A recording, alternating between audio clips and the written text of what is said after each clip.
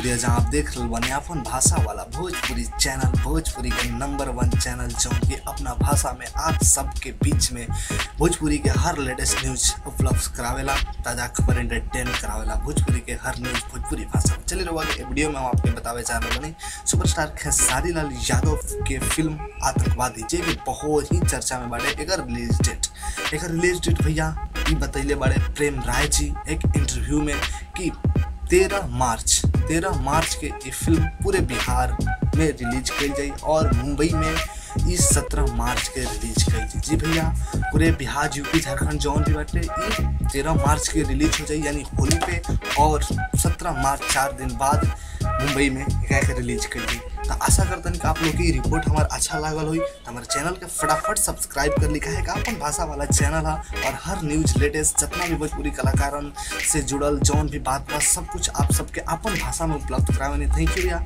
मिलते हैं अगला वीडियो में नया न्यूज के साथ। तब तक के लिए जय भोजपुरी।